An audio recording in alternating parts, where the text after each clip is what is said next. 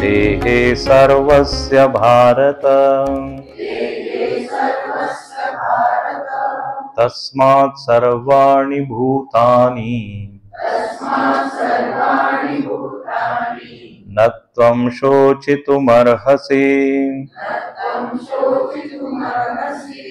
स्वधर्ममपि चावेक्ष न विकम्पितुमर्हसि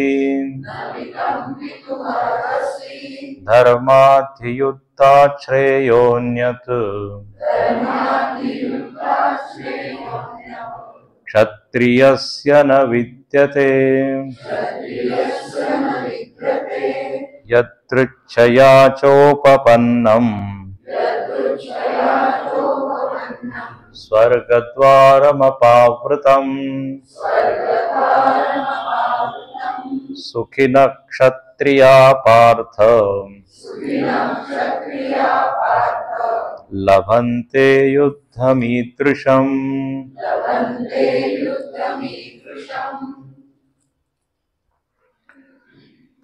भगवंतानी 11व्या श्लोकामध्ये प्रतिज्ञा केली की जे पंडित लोक आहेत ते शोक करत नाही। प्रतिज्ञा म्हणजे सिद्धांत। जे ज्ञानी लोक आहेत ते दुःखी होत नाही ही सुरुवात केली। आणि या 30व्या श्लोकामध्ये उपसंहार त्यांनी परत तोच केला की नानुशोचितुमर्हसि। निगमन वाक्य म्हणतात त्याला। निगमन काय? तस्मात् सर्वाणि भूतानि न त्वं शोचितुमर्हसि। निर्णय हा आहे की जो जाणतो तो दुःखी होत नाही। माझा प्रश्न काय आहे की काय जाणतो? जाणण्याचा विषय काय? काय जाणल्याने दुःखाची निवृत्ती होते? तर तो विषय आहे आत्मतत्व। आत्म्याला जाणण्याने दुःख नाहीच होत। तर 11 ते 30 श्लोकांमध्ये जो विषय आहे ज्ञेय, ज्याला म्हणतात ज्ञेय, जाणण्याचा विषय, ज्याच्याबद्दल मला समजायचं आहे आणि जे जाणून मनुष्य मुक्त होतो त्याचं पूर्ण सविस्तर वर्णन भगवंतांनी केलं। आणि असं नाही की इथेच फक्त केलंय, पुढच्या अध्यायांमध्ये सुद्धा मध्ये मध्ये आत्म्याचं वर्णन येईल, आत्मज्ञानीचं वर्णन येईल, त्याचे लक्षण सांगितले जातील, त्याचा स्वभाव काय, त्याचं आचरण कसं आहे हे सांगण्यात येईल। इथे फक्त सध्या आत्म्याचं स्वरूपच सांगितलं आहे आणि एकच लक्षण सांगितलंय ज्ञानीचं की तो दुःखी होत नाही, बस। बाकी अनेक लक्षण आहे।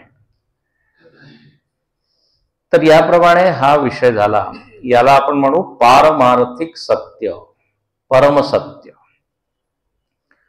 सत्याचे 2 रूप आहे। एका म्हणतात पारमार्थिक सत्य, दुसरं आहे व्यावहारिक सत्य। पारमार्थिक सत्य त्याला म्हणतात जे तिन्ही काळामध्ये एकसारखं असतं, सगळ्यांसाठी एकसारखं आहे।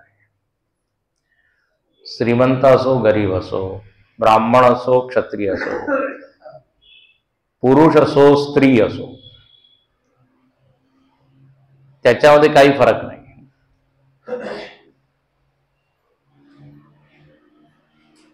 जसं जगामध्ये ना अग्नी सगळ्यांसाठी काय उष्ण आहे, अग्नी उष्ण आहे, कोणालाही तो थंड असा अनुभवच येत नाही।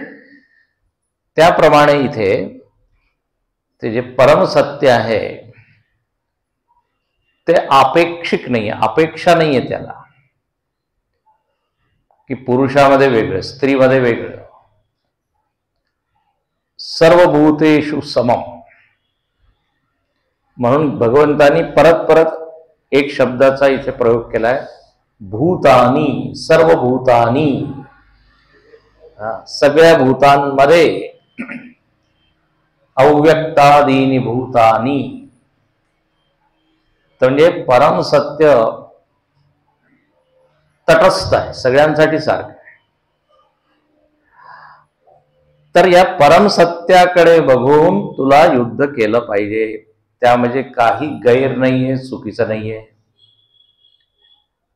कारण सत्याचा कधी नाश होत नाही, म्हणजे आत्म्याचा नाश होत नाही.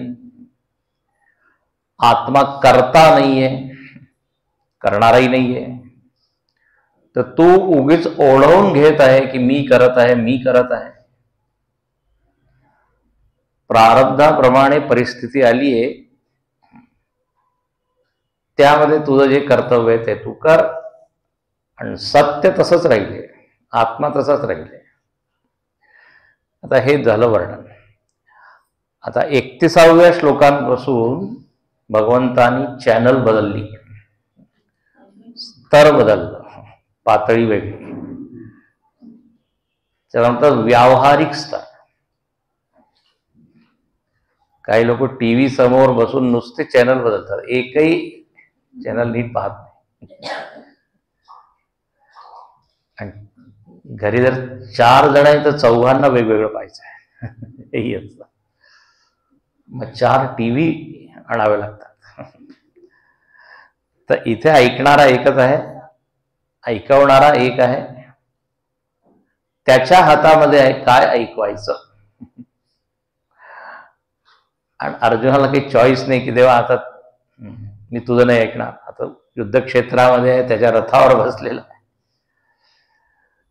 तर भगवंतानी थोडंसं स्तर बदललं. आणि आता व्यवहाराकडे पाहून, प्रापंचिक म्हणा, जागतिक स्तर म्हणा, त्या स्तरावरून अर्जुनाला समजवत आहे.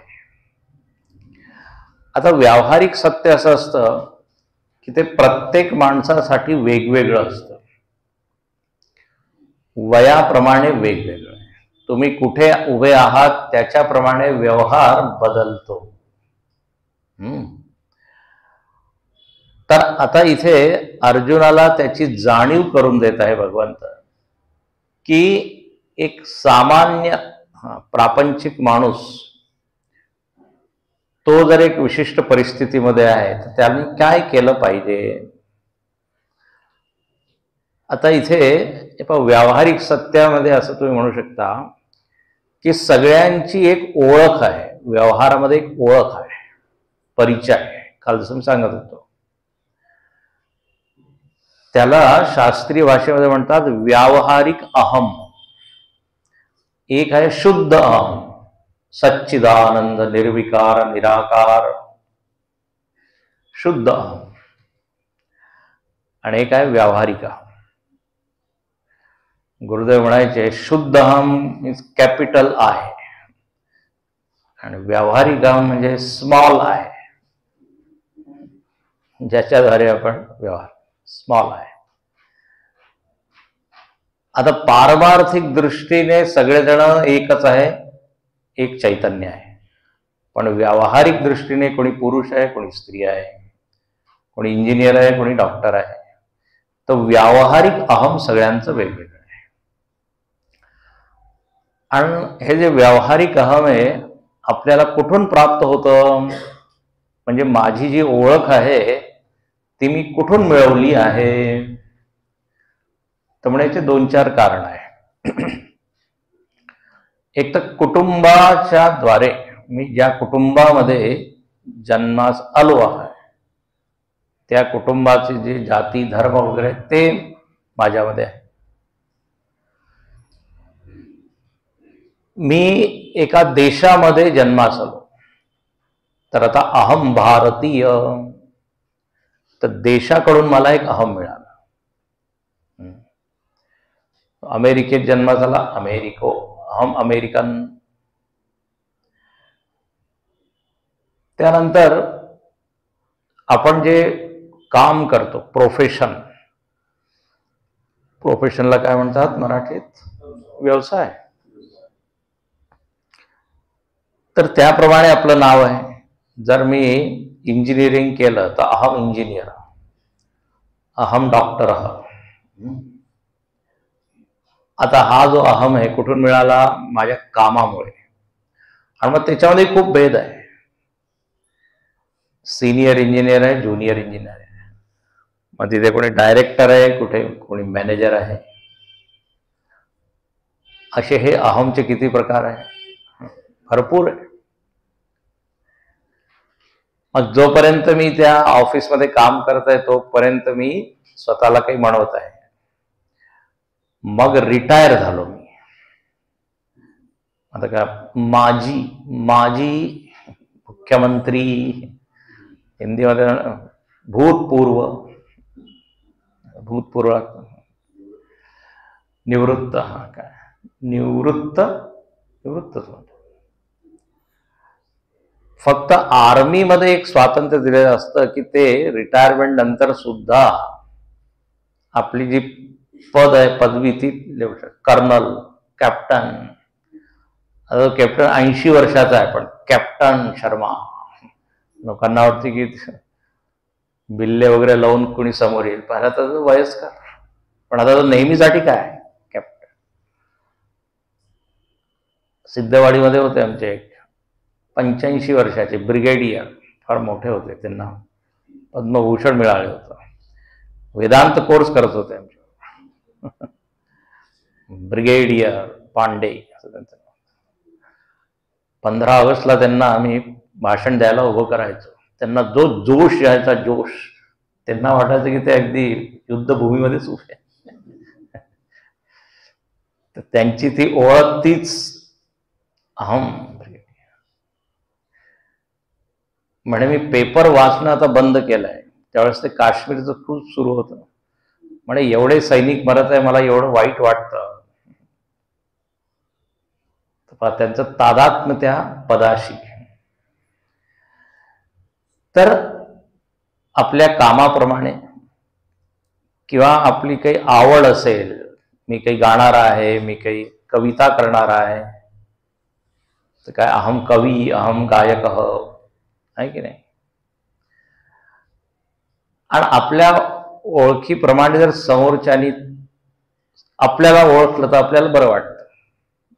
म्हणजे आपल्याला असा मान, सन्मानाची अनुभूती. जर मी कर्नल आणि ब्रिगेडियर आणि कॅप्टन आहे, समोरचा माणूस ओळखतच नाही मला, असंच तो बोलवत आहे, मला काय थोडं अपमानाचा अनुभव. अरे याला माहित नाही मी कोण आहे. अच्छा, त्याला जेव्हा माहित पडतं मग तो क्षमा करा, मला माहित नव्हतं तुम्ही एवढे मोठे. तर त्याच्यावर सुद्धा आपल्याला एक समाधान मिळतं. आपलं जे अहम आहे समोरच्याने जर ओळखलं तर. व्यावहारिक अहम तर देशामुळे, कार्यामुळे, कुटुंबामुळे, समाजामुळे. समाजामध्ये संस्था आहे, त्या संस्थेमध्ये मी काम करत आहे. अहम अध्यक्ष, अहम सेक्रेटरी, अहम कोषाध्यक्ष. एकदा गुरुदेव लायन्स क्लब मध्ये गेले. लायन्स क्लब मध्ये आहे ना रोटरी, ते रोटरीवाला आय एम रोटेरियन असं ते बिल्ला लावतात, चक्र. लायन्स क्लब मध्ये गुरुदेव म्हणाले, मला फारच भीती वाटत होती, इथे एवढे लायन बसले असते. ते माझ्यावर ठीक. तर लायन अँड लायनेस, सगळ्या बाया लायनेस येत्या.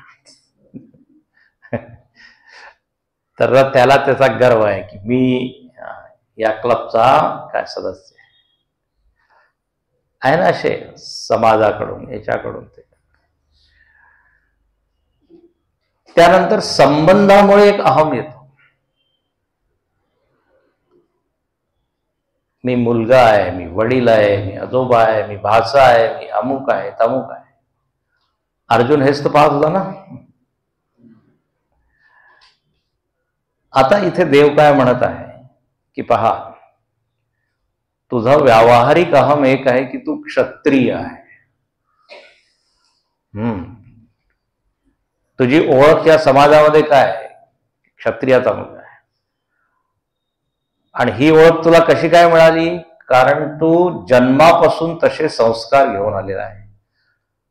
पूर्वजन्मी तुझे असे काही कर्म संस्कार असतील की अशा कुटुंबामध्ये तुझा जन्म झाला, तर तू ते संस्कार घेऊन आलेला आहे, युद्धाचे, शौर्य, धाडस वगैरे, पराक्रमी. तर म्हणून तुझं नाव काय क्षत्रिय आहे. क्षतत्राणात असं म्हणतात, जो रक्षण करतो ना त्याचं नाव आहे क्षत्रिय. क्षत्रियांना भुजा सांगितलेलं आहे. भुजा, जसं आपल्यावर कोणी आघात जर केला तर आधी हात वर जातो आणि आपण थांबतो. आघात कोण सहन करतो? हात. हाताला माहिती आहे की त्याच्यावर प्रहार होईल, पण तो हात तयार होतो मरायला, तुटायला. तर क्षत्रिय वृत्ती ही आहे, क्षात्र वृत्ती. बाहुराजन्यकृत. तर इथे अर्जुनाला जणू काही तो विसरलाय की तो कोण आहे. तर भगवंत म्हणतात, अरे सुखिन क्षत्रिया पार्थ लभंते युद्धमीदृश. तुझ्या तर स्वभावामध्ये युद्ध आहे, तुझ्या रक्तामध्ये युद्ध आहे. लहानपणापासून तू हेच केलं आहे, हेच तू शिकला आहे. तर आता तू मागे का फिरत आहे? आपला अहम तू पहा, व्यावहारिक अहम पहा. यदृच्छया चोपपन्नम. आणि त्याच्यामध्ये काही हानी नाहीच, ते लाभच लाभ आहे. स्वर्गद्वारम, तुझी सद्गती होईल, पुढचा जन्म तुझा चांगला होईल. हे बघ, गीतेमध्ये जे आहे ना, पुनर्जन्माबद्दल किती वेळा सांगितलंय. मागे मी तुम्हाला सांगितलं, परवा आपण पूर्ण बोललो. परत परत इथे येतं, योग भ्रष्टो विजायते. अर्जुनाने एक प्रश्न केला आहे की कोणी साधना करत आहे आणि त्याला सिद्धी मिळाली नाही, साक्षात्कार झाला नाही, त्याला अजून थोडीशी कमी राहिली, कमतरता. मग त्याचं काय होतं? सगळं इथेच संपून जातं की मग पुढे त्याचा जन्म होतो आणि तिथूनच सुरुवात होते? तर तिथे देवाने सांगितलंय तिथूनच सुरुवात होते. म्हणजे पुनर्जन्म होतो आणि जे आपण कमावलंय ते सगळं आपल्या बरोबर जात. म्हणून शेवटच्या क्षणापर्यंत साधना करत राहिली पाहिजे. जसं आपण पैसा मिळवत राहतो ना, कमवत राहतो. बँकेमध्ये काय फिक्स डिपॉझिट करत राहतो. तर एक एक संस्कार परत आपल्याला म्हणजे मिळेल, तिथूनच सुरुवात होईल. नाही कल्याणकृत कश्चित दुर्गतीम तात गच्छती. म्हणे ज्यांनी कल्याणकृत म्हणजे असे कर्म केले ज्याच्याद्वारे त्याचं कल्याण होईल, चांगले कर्म, शुभ कर्म, त्याची दुर्गती कधीच होत नाही. भगवंतानी आश्वासन दिलेलं आहे, वचन दिले. गीतेमध्ये हे सुद्धा एक ग्रहपाठ तुम्ही करू शकता, पण त्याची पूर्ण गीता वाचली पाहिजे. कुठे कुठे भगवंतानी असे वाक्य सांगितले, नमे भक्त प्रणश्यती, माझ्या भक्ताचा नाश होत नाही. योगक्षेमं वहाम्यहम, मी योगक्षेमाचा वहन करतो. जसे छान छान वाक्य आहे जे वाचून आपल्याला प्रेरणा मिळते. तर इथे देव म्हणत आहे की तू क्षत्रिय आहे. तर क्षत्रिय लोक तर फार प्रसन्न होतात की वा, आम्हाला युद्ध करण्यास एक संधी मिळाली, म्हणून तू काय युद्ध कर. अच्छा, आता 33व्या श्लोकामध्ये काय म्हणतात परत, एवं कर्तव्यता प्राप्तमपि. आता बघ, तुझं एक कर्तव्य आहे. एक तर तुझी ओळख आहे, त्याप्रमाणे तू केलं पाहिजे. तू जर आपली ओळख विसरलाय तर चला आता कर्तव्य. हे बा, ओळख मारुती सुद्धा विसरला होता, माहिती तुम्हाला, रामायणामध्ये. जांबवंतानी त्याला आठवण करून दिला. पवन तनय बल पवन समाना, का चुप साधी रहेव बलवाना. सगळेजण आपापलं बळ सांगत आहे, शक्ती सांगत आहे. तू सुद्धा काही सांग. मारुती एका कोपऱ्यात गप्प बसला. कोणी म्हणत आहे मी 10 योजन जाऊ शकतो, कोणी 11, कोणी 12. आणि हे पाहिलं की जो पुढचा वानर नेहमी मागच्यापेक्षा पहिल्यापेक्षा थोडं जास्त. तू 11 जाऊ शकतो, मी 12 जाऊ शकतो, मी 12.5. पण त्या समुद्राची लांबी किती आहे तर म्हणे 100 योजन. अंगद म्हणतो मी जाऊ शकतो पण येऊ शकत नाही. जाता आता माझी शक्ती सगळी संपून जाईल, पेट्रोल संपेल. ते खूप अर्थ आहे त्याचे, आध्यात्मिक अर्थ आहे. आध्यात्मिक अर्थ असा आहे त्याचा तर सांगूनच देतो. अंगद जो आहे ना तरुण आहे आणि ही लंकाची नगरी आहे, सोन्याची नगरी, समृद्धी आहे, भरपूर पैसा आहे, ग्लेमर आहे. अंगदला वाटतं मी तिथे गेल्यावर बहुतेक येणार नाही परत. जसं लोक अमेरिकेत जातात आणि परत येत नाही. आकर्षण एवढं आहे, जो विरक्त आहे तो जाऊन परत येऊ शकतो. तर म्हणून म्हणे Maruti is the best candidate. वैराग्य मूर्ती म्हणून तो गेला आणि आला. तर तो विसरून गेला होता आणि त्याला असा शाप मिळाला होता मारुतीला. कारण लहानपणी तो ऋषीमुनी लोक पूजा करायचे तर त्यांची जे देव वगैरे शालिग्राम किंवा शिवाची पिंडी टाकून द्यायची समुद्रात. ऋषी लोक चिडले, म्हणे तुझं सगळी शक्ती वगैरे तू विसरून जाईल. तर मारुतीला जेव्हा आठवण करून दिली तेव्हा मारुती एकदम उभा राहिला आणि काय म्हणतो, मी आत्ता जातो एका क्षणात. आणि ती जी लंका नगरी आहे त्याला झाडाप्रमाणे किंवा आपण गाजर किंवा मुळा खातो त्याप्रमाणे उपटून काढे. रावणाला मारीन, सीतेला खांद्यावर बसून घेऊन येईन परत. जांबवान म्हणे हे सगळं करू नको, थोडस रामासाठी सुद्धा ठेव. ते सगळं प्रभू रामचंद्र, ठीक आहे तू सगळं करू शकतो पण सगळ्यांना आपापली भूमिका बजावली पाहिजे. नाटक चालू आहे, नाटक मध्ये तो एक पात्र म्हणतो मला सगळ्यांचे डायलॉग माहिती आहे म्हणून मीच बोलतो सगळ्यांचे डायलॉग. असं केलं तर कसं होईल. तर जसं तिथे मारुती उभा राहिला, इथे अजूनपर्यंत अर्जुन उभा राहिला नाहीये. तर भगवंत काय इथे म्हणत आहे की तुझं कर्तव्य आहे. अथ चेत्त्वम इमं धर्मम संग्रामम न करिष्यति. अथ चेत, चेत म्हणजे जर तू हे धर्मयुद्ध केलं नाही. हे पहा इथे कृष्णाने सारखं युद्धाला धर्मयुद्ध म्हटलेलं 2-3 वेळा. कालही जो श्लोक आला होता त्याच्यामध्ये आला होता ना, धर्मादियुद्धात श्रेयोन्यत. धर्मयुद्धा मध्ये जर एक क्षत्रिय उभा आहे आणि त्याला ही संधी मिळाली तर याच्यामध्येच त्याचं कल्याण आहे. तर धर्मयुद्ध, इस्लाम वगैरे मध्ये याला जिहाद म्हणतात, धर्मासाठी युद्ध करणे. पण आजकाल वेगळाच अर्थ झालेला आहे. तर कर्तव्य तुझं काय आहे म्हणे संग्रामम, संग्राम करणे, युद्ध करणे.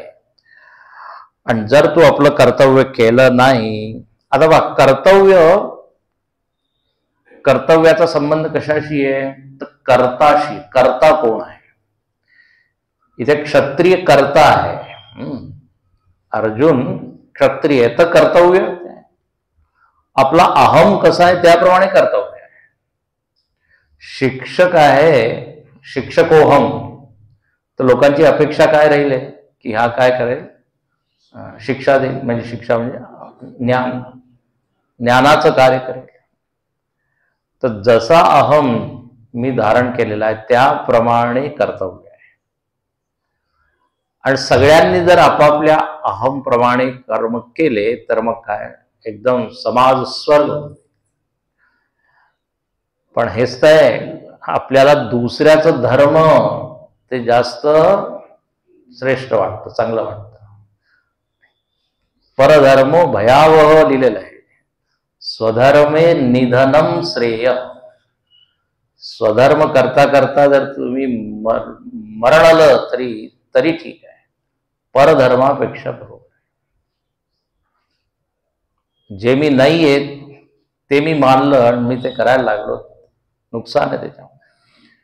ते पंचतंत्रामध्ये गोष्ट आहे, तो एक कोला आहे, तो कोला एका काहीतरी पाण्याच्या टँक मध्ये तो पडतो, निळा निळा कोला, निळीत पडतो. आता सगळे प्राणी समजतात हा कोणी नवीन कोणीतरी जा.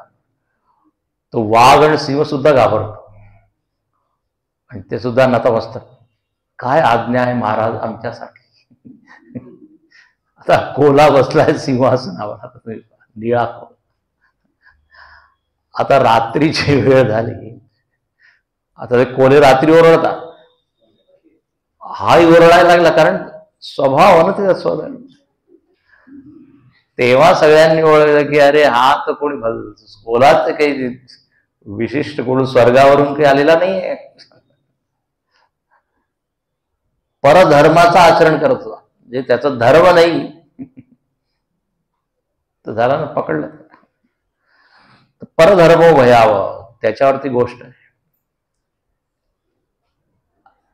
स्वधर्मे निधनम श्रेय. तर इथे अर्जुनाला सांगितलंय की तुझं कर्तव्य आहे, म्हणून इथे धर्म शब्दाचा अर्थ कर्तव्य आहे. धर्म शब्दाचा अर्थ सुद्धा प्रसंगानुसार वेगवेगळा होतो. अग्नीचा धर्म उष्णता, आता पहा, ते कर्तव्य नाही, अग्नी तर स्वभाव. तर धर्म वेगवेगळा आहे. आता हिंदू धर्म, मुस्लिम धर्म, तो एक वेगळाच अर्थ आहे. सर्व धर्मान परित्यज्य मामेकम शरणं व्रज. सगळ्या धर्मांना सोडून माझ्याकडे तू ये. आता कोणी विचारला हा काय उपदेश आहे, म्हणजे धर्मांना सोडून म्हणजे काय, अधर्म करू, कारण धर्माच्या उलट काय, अधर्म. पण तिथे धर्माचा अर्थ वेगळा आहे. सर्व आश्रयान परित्यज्य, धर्म शब्दाचा अर्थ आश्रय. त्या एका श्लोकावर आम्ही एकदा 6 दिवस प्रवचन केले आहे, सर्व धर्मान परित्यज्य.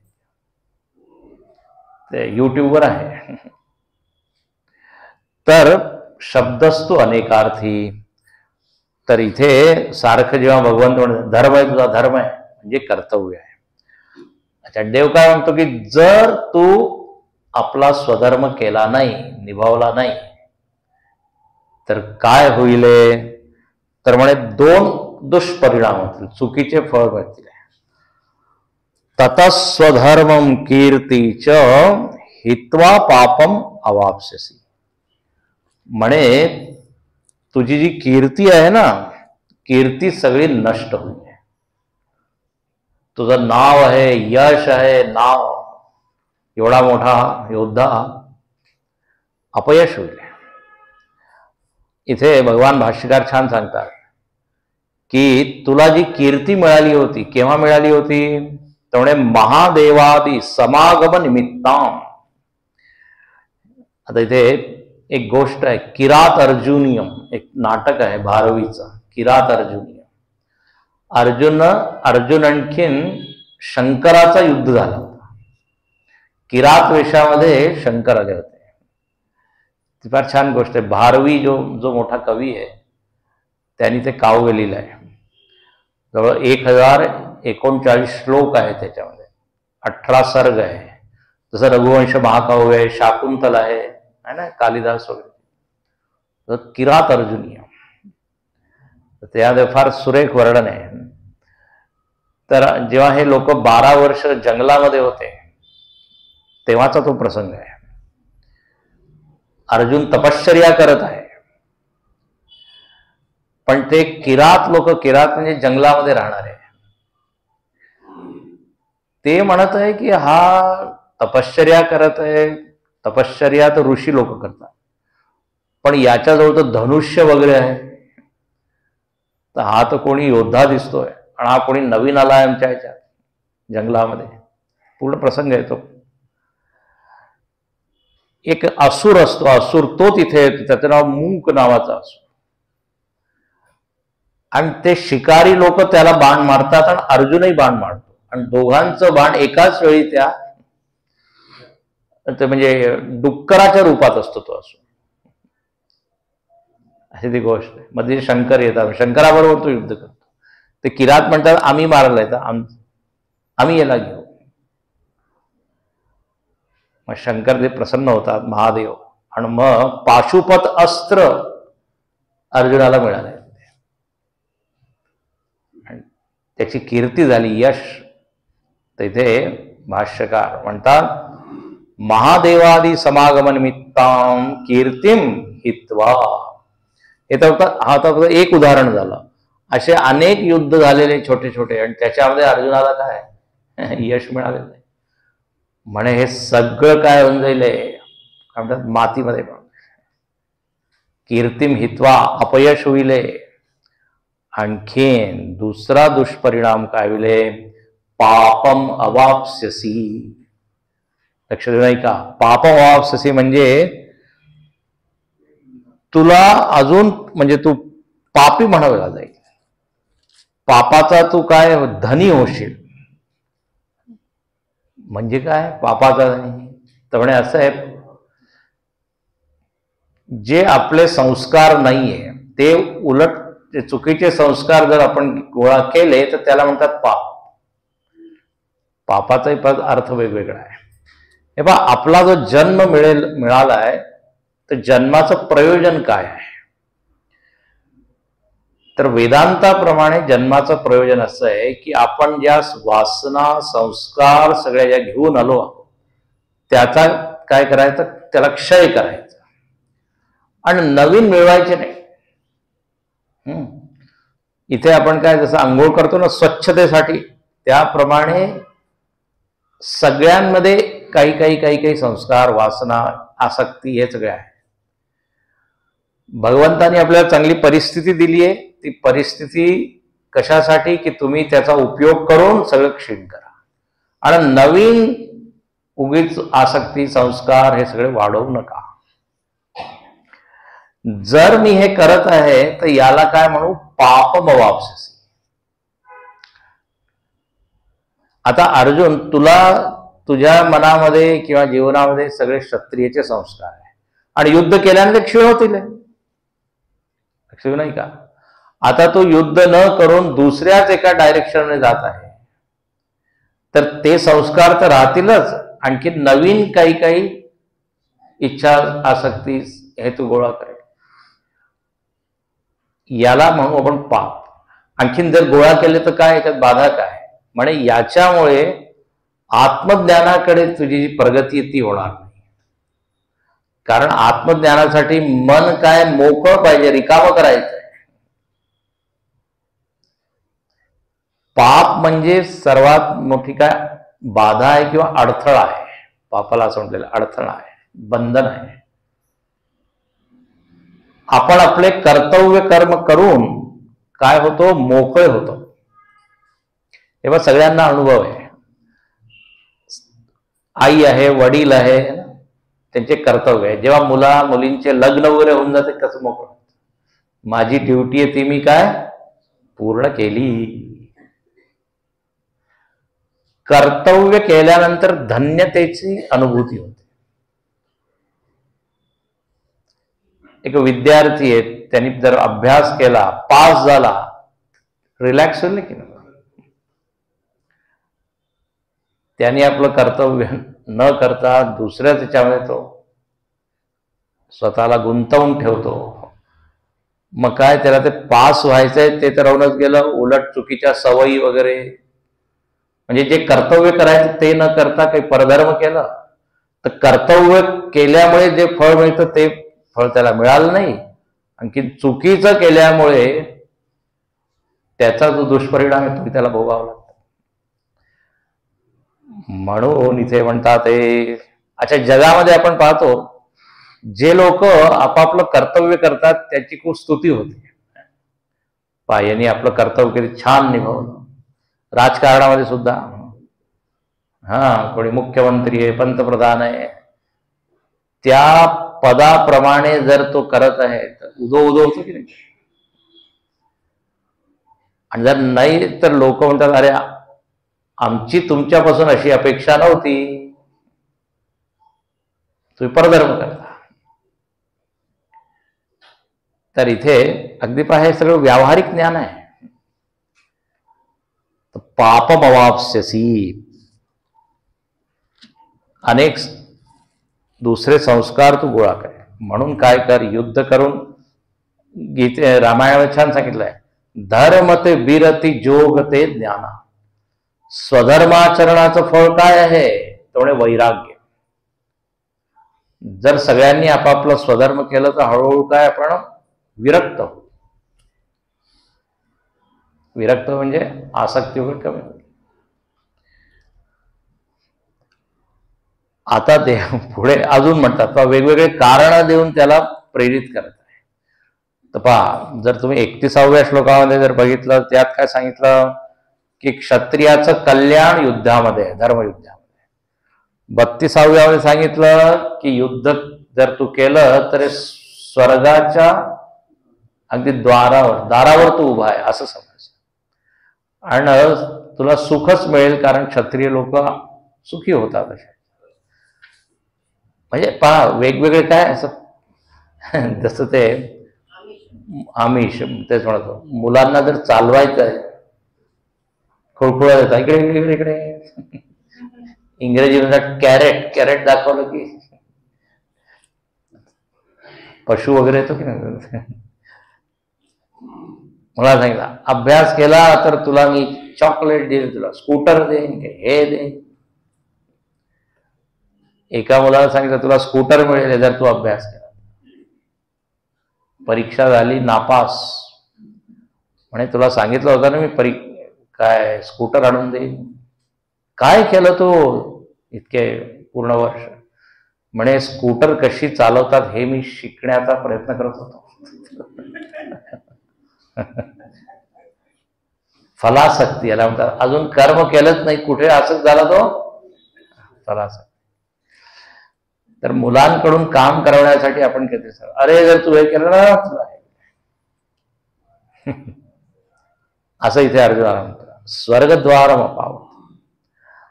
आणि मग पुढे म्हणतात, आता इथे थोडस भीती दाखवली की काय तुझी कीर्ती नष्ट होईल. आणि त्याच थोडस वर्णन 34व्या श्लोकात, अकीर्तिं चापि भूतानि कथयिष्यन्ति ते व्ययाम् संभावितस्य च कीर्तिः मरणादतिरिच्यते. अकीर्तिं चापि भूतानि कथयिष्यन्ति.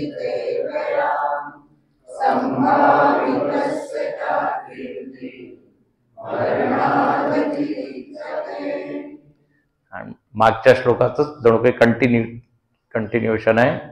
न केवलम स्वधर्म कीर्ती परित्याग, तुझ्या स्वधर्म आणि कीर्तीचा त्याग करेल एवढंच नव्हे तर काय तुझी अपकीर्ती होईल. आणि फक्त 2-4 लोकच तुझ्याबद्दल वाईट बोलतील असं नाही, सगळेच्या सगळे लोक, सर्व समाज. कारण तू सगळ्यांचा सेनापती आहे, म्हणतात पब्लिक इमेज आहे तू. नेते लोक जसं काय समाजावर वावरतात, तर मग त्यांनी जर काही केलं तर पूर्ण समाजामध्ये त्यांचं नाव होतं किंवा अपकीर्ती, ज्याप्रमाणे त्यांचं वर्तन आहे. तर इथे म्हणतात भूतानी म्हणजे एवढे सगळे लोक अकीर्तिम कथयिष्यन्ति,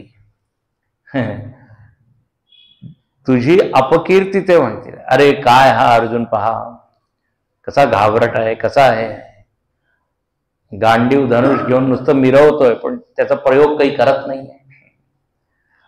अपकीर्ती, बदनाम ज्याला म्हणतात.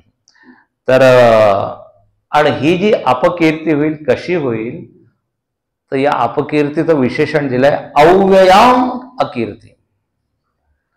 अव्यय म्हणजे नेहमीसाठी. आता दुर्योधन छळ करणारा होता, आता नेहमीसाठी ते इतिहासामध्ये दर्ज झालंय की इतिहासामध्ये.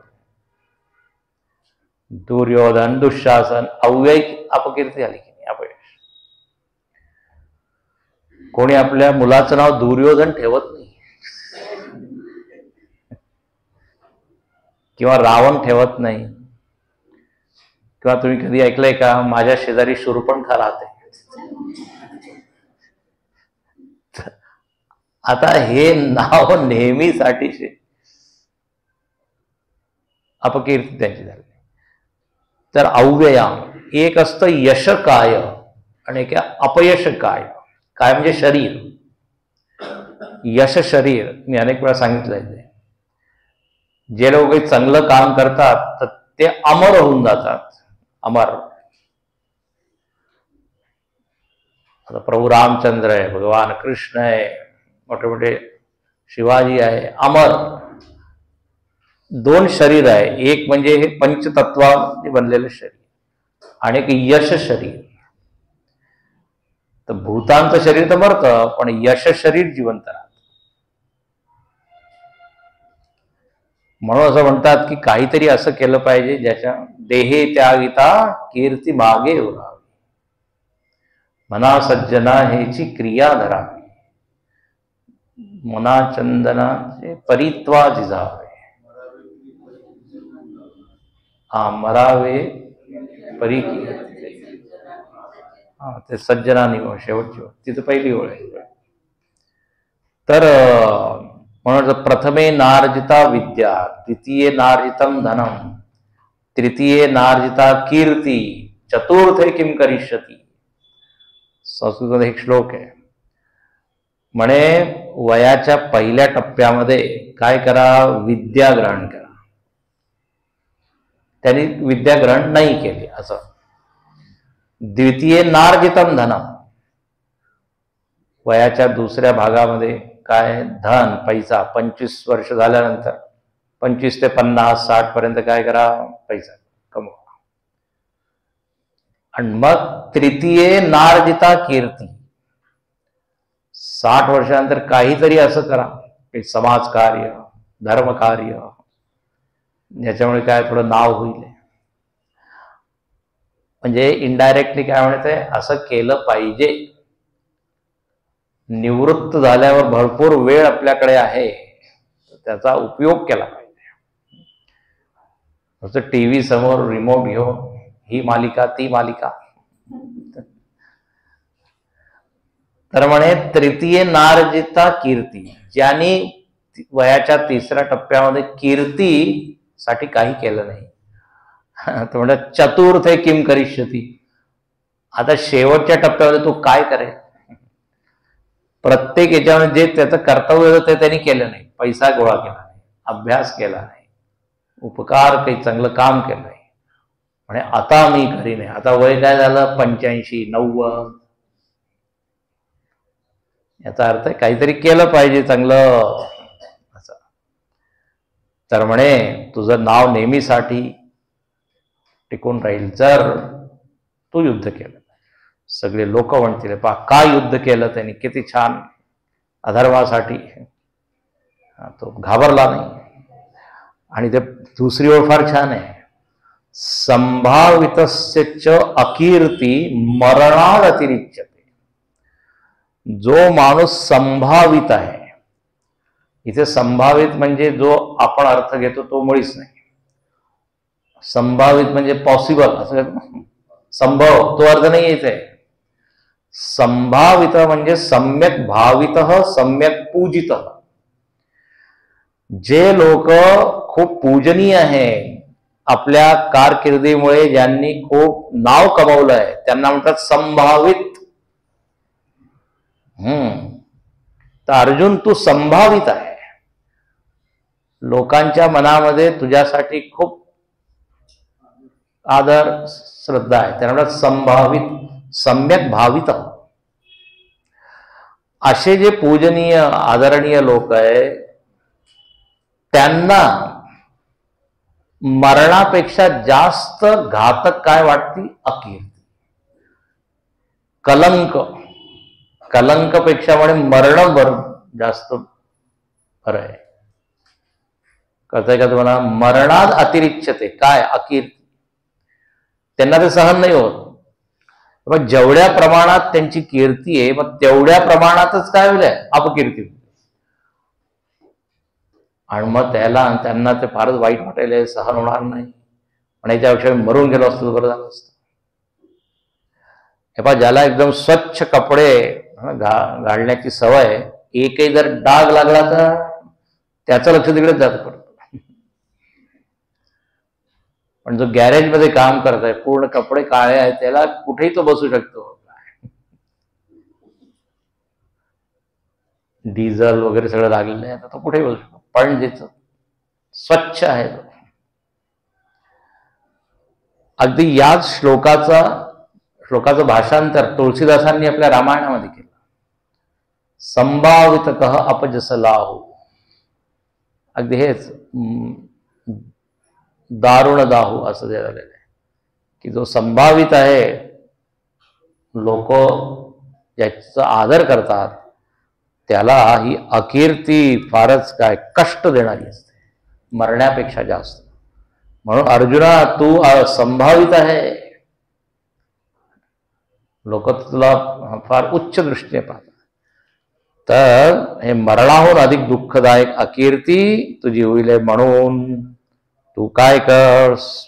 युद्ध. हे पहा, देव थोडं रागवत आहे, थोडं भीती दाखवत आहे, थोडं आमिष दाखवत आहे, सगळे प्रकार करत आहे. कर्तव्य आहे म्हणून तू केलं पाहिजे. आता अर्जुन तरी ऐकत आहे. देव आता अजून म्हणता, म्हणे तुला असं वाटत आहे की तू जर या युद्धापासून पळून गेला तर लोक म्हणतील, वा वा, अर्जुन किती अहिंसक आहे, किती दयाळू आहे. म्हणे हे तुझं स्वप्न आहे, असं काही होणार नाही. काय होईल तर पहा, 35व्या श्लोक. भयाद्रणादुपरतम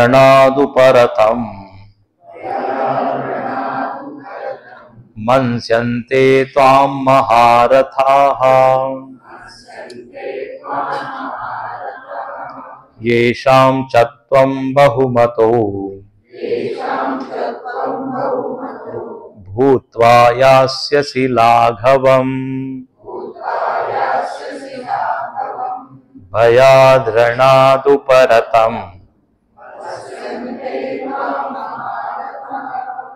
येषां च त्वं बहुमतः यास्यसि लाघवम्. जर तू इथून पळ काढला तर काय होईल या रणांगणातून? तर सगळे महारथी लोक म्हणतील, रे घाबरला, घाबरट आहे. आधी तर खूप मोठ्या मोठ्या गोष्टी करत होता, पण जेव्हा ऍक्च्युअल सिच्युएशन, खरी परिस्थिती समोर आली तेव्हा हा काय मनाने पराभूत झाला आणि पळून गेला.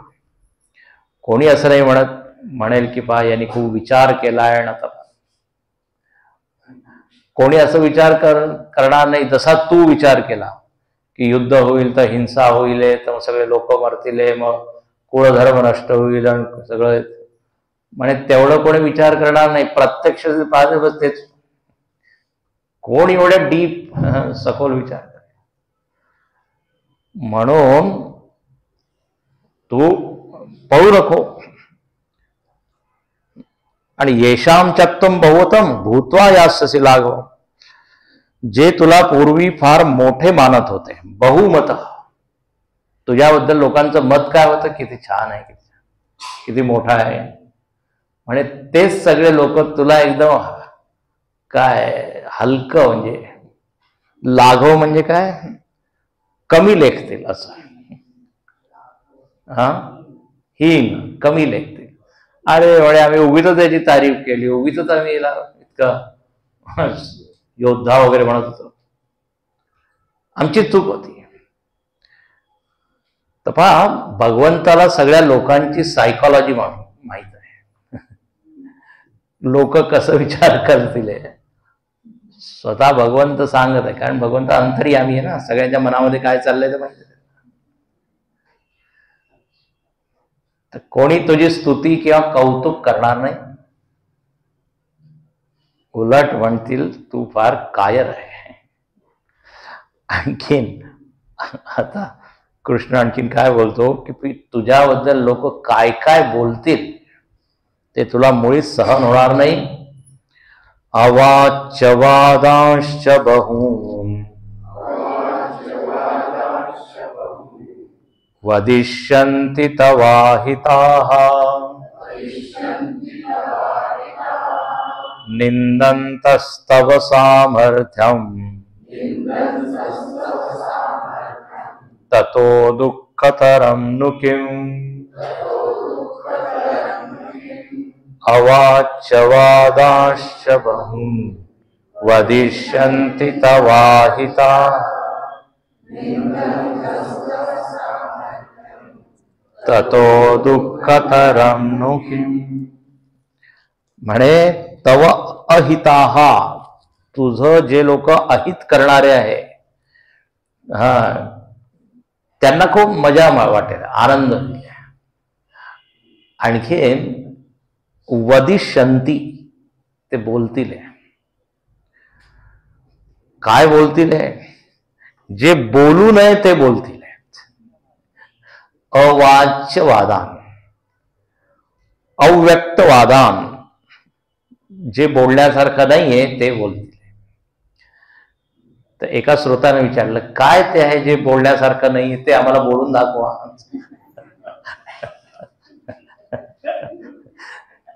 अरे आता लिहिलं नाही ना की जे बोलू शकत, म्हणजे शिवी गाळी वगैरे देतील असं.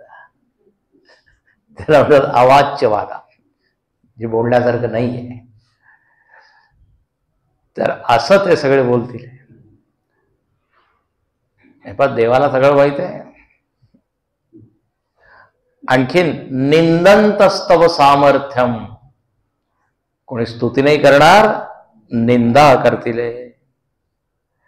आणि म्हणे आता तुझं एवढं कौतुक आधी झालेलं आहे, सगळे म्हणतात परंतप, कौंतेय, पुरुषर्षभ असे मोठे नाव आहे, धनंजय, गुडाकेश असे नाव तुझे आहे. आता तुला लोक म्हणजे हात कसा आहे, गावारलेला आहे, पळणारा आहे, याच्यामध्ये काही शक्ती नाहीये, निंदा करतील. आणि इथं म्हणतात की ज्याची आधी स्तुती झालेली आहे त्याची जर निंदा जर त्याची झाली तर त्याच्यापेक्षा दुःखतरम काय, ततो दुःखतरम नु किम, यापेक्षा अधिक दुःखतर काय.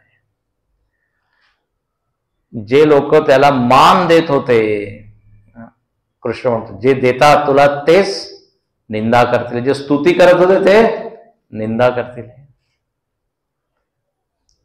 आता त्यांचं जे वर्तन आहे तुला ते सहन होणार नाही. आणि तू काय म्हणे, अरे काल तर माझ्याबद्दल एवढं छान बोलत होते, आता आहे. तर म्हणून एकदम प्रॅक्टिकल व्यावहारिक जगाचं हे सत्य आहे.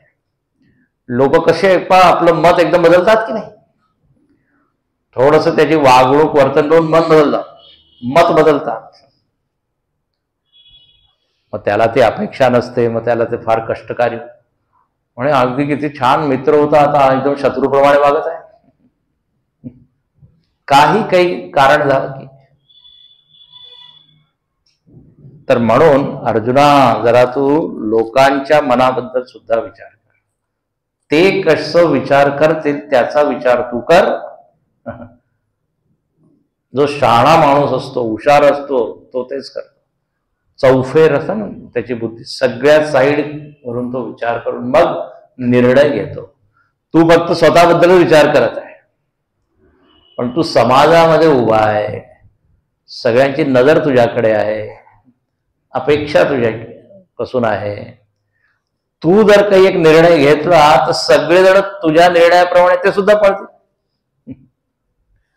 म्हणून जो लीडर आहे, पुढारी आहे, त्याची फार मोठी जबाबदारी. एका निर्णयामुळे काय देश किती मागे जातो, एका पॉलिसी स्ट्रॅटेजी.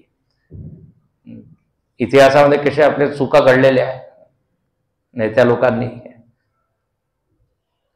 काश्मीरची समस्या अजूनपर्यंत, असे अनेक आहे काही. तर म्हणून अर्जुना विचार कर. आवाच्य वादांश, काय काय बोलतील असे शब्द तू कधी ऐकले नाहीये, तसे शब्द तुझ्या कानावर पडतील. आपण तो स्तुती काय करतो, भद्रम कर्णे विशृणुयाम देवा. जर असं केलं तर अभद्रम अभद्रम.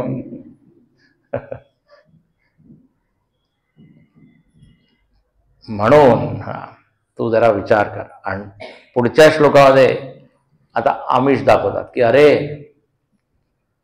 हतो वा प्राप्स्यसि स्वर्गम स्वर्गम स्वर्गम जित्वा वा भोक्ष्यसे महीम् तस्मादुत्तिष्ठ कौन्तेय युद्धाय कृतनिश्चयः हतो वा प्राप्स्यसि स्वर्गम्.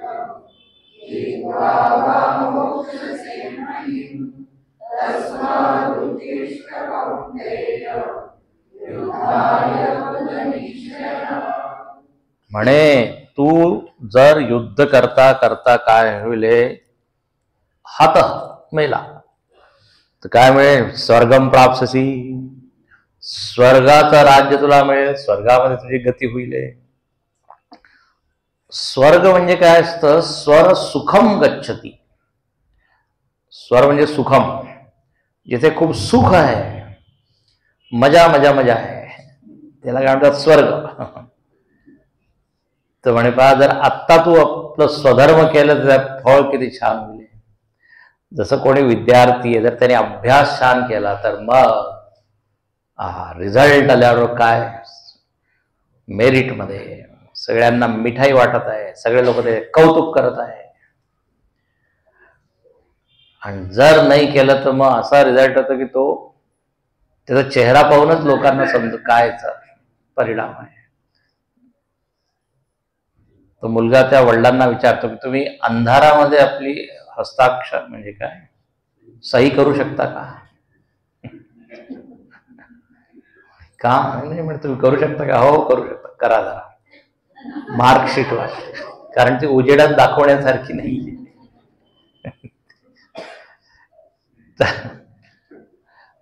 कर्तव्य जर नाही केलं तर स्वर्गम म्हणजे उच्च गती, चांगला परिणाम ते तुला मिळेल जर तू युद्ध करता करता मेलात. अच्छा, दुसरा ऑप्शन काय, जितवा. युद्ध करता करता तू जर जिंकला हे युद्ध तर काय, भोक्षसे महिम, या जगामध्येच तू. म्हणजे इथे पहा, भगवंत इनडायरेक्टली अप्रत्यक्ष रूपाने काय म्हणत आहे की तू हारणार नाही, हे तर पक्का आहे. कारण तिसरा हे आहे ना पर्याय, जिंकेल, मरेल किंवा हारेल. तर हारण्याबद्दल कृष्णाने काही बोललं सांगितलंच नाही. म्हणजे पूर्ण विश्वास आहे की तुला कोण हरवू शकतो. दोनच घटना घडतील, मरेल किंवा हरेल, आणि दोघांमध्ये तुझं काय लाभच आहे. काल सांगितलं दोन्ही हातात लाडू. तर म्हणून तस्मात् उत्तिष्ठ कौंतेय, हे कौंतेय तू उभा राहा, आणखीन कृतनिश्चय, युद्धाचा निश्चय कर आणि उठ. आता परत संकल्प विकल्प करू नको.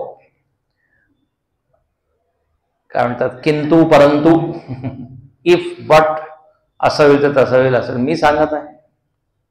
आणि तुला एवढे कारण मी सांगितले, हे सगळे कारण, या कारणांवर विचार कर, आणखीन निश्चय कर तू. आणि जर तू असं केलं तर काय होईल, पापाची प्राप्ती नाही होणार. हे पहा, परत परत पाप पापाबद्दल काय बोलत आहे, का म्हणत आहे? कारण अर्जुनाच्या मनामध्ये काय, पहिला अध्याय तेव्हा अहो बत महत् पापम कर्तुम व्यवसिता वयम. अर्जुनाला वाटत आहे की युद्ध करणं पाप आहे. भगवंत ते ठीक उलट म्हणत आहे, म्हणजे युद्ध जर नाही केलं पाप वापसेस. म्हणून हे पुण्य कर्म आहे.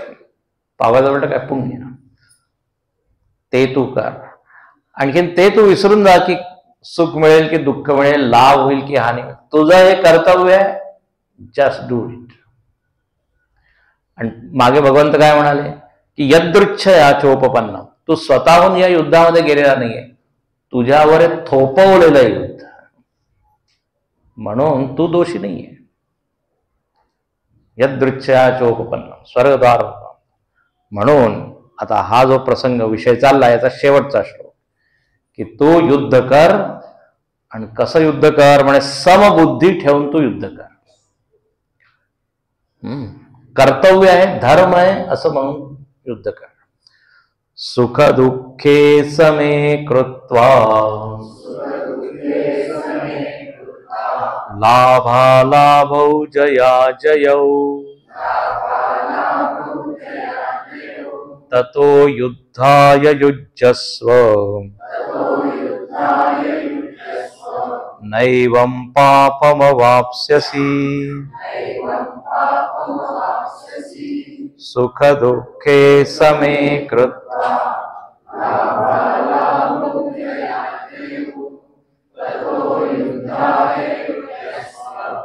नैवं पापमवाप्स्यसि.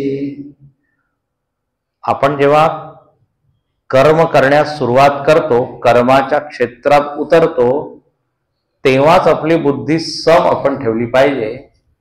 तर फळ मिळाल्यावर सुद्धा बुद्धी सम राहील, असा एक नियम आहे. पुढे आपण पाहू. कर्माच्या आधीच जर आपण खूप रागद्वेष ठेवले आहे, खूप अपेक्षा आहे, अति अपेक्षा, आणि मग आपल्याला तसं मिळालं नाही तर दुःखही तेवढ्याच प्रमाणात होतं. पण कर्म करतानाच माझं कर्तव्य धर्म आहे म्हणून मी करत आहे, आणि मला जे योग्य आहे ते भगवंत देईल, अशा भावनेने जेव्हा आपण कर्म करतो तेव्हा कर्माचं जेव्हा फळ येतं त्याच्याद्वारे फार जास्त आपल्याला मनस्ताप होत नाही, अशांती येत नाही. म्हणून इथे देव काय म्हणतात, सुख दुःखे समे कृत्वा. सुख दुःखाला सम कर, जास्त विचार करू नको. सुख दुःख, लाभ अलाभ, लाभ हानी आणि जय पराजय, हे तीन द्वंद्व आहे. या तिन्ही द्वंद्वाबद्दल तू जास्त विचार करू नको, समबुद्धी ठेव. जे मिळेल ते देवाचं काय प्रसाद आहे असं म्हणून. इथे थोडस कर्मयोगाबद्दल हलकस त्यांनी म्हणजे संकेत केला आहे, आता पुढे ते सांगणार आहे. तर जर असं तू केलं तर काय होईल, नैवम पापम अवाप्स्यसि, मग तुला पापाची प्राप्ती नाही होणार. म्हणजे याचा उलट करा, जर विषम बुद्धी ठेवून मी केले तर काय होईल, पाप. समबुद्धी ठेवलं तर पुण्य होईल. आता बा हे वक्तव्य फार मोठं आहे, आपण व्यावहारिक जीवनामध्ये कठीण आहे. सुख दुःख सम ठेवून, परवा मी सांगितलं ना, म्हणे मी सम राहतो सुख दुःख, दुसऱ्यांच्या सुख दुःखामध्ये सम राहतो, स्वतःच सुख दुःख आलं की मन. आता याच्यावर आपण पुढे विचार करू की समबुद्धी ठेवायची कशी, सुखदुःखामध्ये समत्व म्हणजे काय, कसं. तर पहा, एक दोन त्याचं उपाय असे सांगितले आहे की हे माझ्या कर्माचं फळ आहे, सुख आहे की दुःख आहे, प्रारब्धाप्रमाणे मला मिळत आहे अशी बुद्धी ठेवून मनाला शांत ठेवा. तक्रार न करता, प्रारब्ध आहे, माझीच कमाई आहे, याच्यात दुसऱ्याचा काही दोष नाहीये. स्वकर्म ग्रथित हो. आपण आपल्याच कर्माने काय सगळं तयार केलं, हे शरीर आहे, कुटुंब आहे, जे काही मिळालंय आपल्याच कर्माचं फळ आहे. दुसऱ्याला दोष देऊ नका असं मानून काय. किंवा भक्तीचा एंगल काय, भक्तीचा कोण, की देवानी माझ्या हितासाठी या परिस्थिती दिल्या आहे, तो हितैषी आहे आणि माझं कल्याण कशामध्ये ते त्याला माहिती आहे, म्हणून दुःख आहे सुख आहे. अच्छा, आपल्याला सुखद परिस्थितीमध्ये काही समस्या नाही आहे. गडबड केव्हा होती, जेव्हा दुःख, तेव्हा समता गडबड. सुखावर विसरूनच जातो आपण. दुःख आलं की एकदम देवाची आठवण येते, देवानी मलाच का दिलं, मी तर अजूनपर्यंत लोकांना. त्या व्यक्तीने कोणाला आजपर्यंत दुःख दिलंय, त्याच्या जीवनामध्ये दुःख. असं सगळे काही काही असे ठराविक प्रश्न आहे.